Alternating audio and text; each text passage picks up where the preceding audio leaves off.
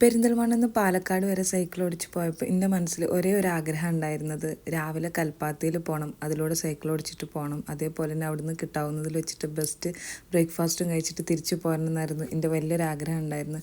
അത് മനസ്സിൽ കണ്ടുകൊണ്ട് ഞാൻ രാവിലെ റൂമിൽ നിന്ന് എണീറ്റിട്ട് പോയി അവിടെ കൽപ്പാത്തിയിലെത്തി. അതിനെ കൂടെ ഒരുപാട് നേരം സൈക്കിൾ ഓടിച്ച് നടന്നു. സത്യമായിട്ട് നല്ല ഭംഗിയുണ്ടായിരുന്നു. രാവിലത്തെ അവിടുത്തെ ഒരു പ്രഭാത ഭംഗി എന്ന് പറയുന്നത് അവരുടെ ഒരു ആചാരങ്ങളും അതൊക്കെ നമുക്കിങ്ങനെ കണ്ട് രസമായിട്ട് പോകാൻ പറ്റും. ശരിക്കും കൽപ്പാത്തിയിൽ പോവുകയാണെന്നുണ്ടെങ്കിൽ രാവിലെ പോകണം.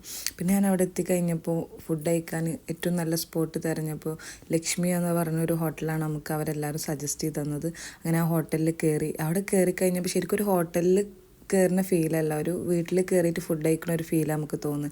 ഈ ഒരു ഏട്ടന് നമുക്ക് അവിടെ ഫുഡ് സെർവ് ചെയ്യുന്നുണ്ടായിരുന്നത്. അവർ ട്രഡീഷണൽ രീതിയിൽ ഡ്രസ്സൊക്കെ ചെയ്ത് അതിനകത്ത് അവരെ വീടാണ്. അവിടെ ആരോ പൂജ ചെയ്യണമൊക്കെ ഉണ്ടായിരുന്നു. ഈ ഒരു കാഴ്ചക്ക് നല്ല രസമായി. ഇഡ്ഡലിയാണ് ഓർഡർ ചെയ്തിട്ടുണ്ടായിരുന്നത്. അതിൻ്റെ കൂടെ കഴിക്കാനായിട്ട് നല്ലൊരു സാമ്പാറും ചട്നിയും മുളക് വെച്ചിട്ടുള്ള ഒരു ചമ്മന്തി ഉണ്ടായിരുന്നു. ഈ ഒരു സാമ്പാറിനൊക്കെ പ്രത്യേക ടേസ്റ്റ് ഉണ്ടായിരുന്നു. നമ്മൾ സാധാരണ ഹോട്ടലിൽ നിന്ന് കഴിക്കണ സാമ്പാറിൻ്റെ ടേസ്റ്റിൽ നിന്നൊക്കെ വ്യത്യസ്തമായിട്ടുള്ളൊരു ടേസ്റ്റ് ആ സാമ്പാറിനുണ്ടായിരുന്നു. അങ്ങനെ ഫുഡൊക്കെ കഴിച്ച് വയറൊക്കെ നിറഞ്ഞ് ഞാൻ അവിടെ നിന്ന് ഇറങ്ങി.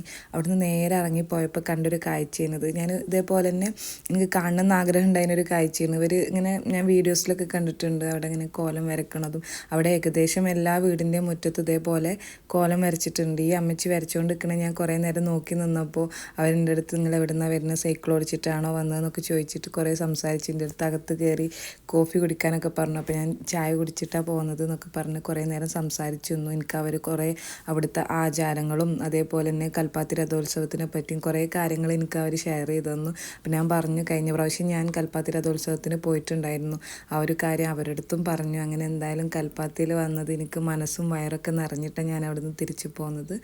അപ്പം ഇനി എന്തായാലും കൽപ്പാത്തിയിൽ പോകുന്നുണ്ടെങ്കിൽ ലക്ഷ്മി ഹോട്ടലിൽ പോകാൻ മറക്കരുത്.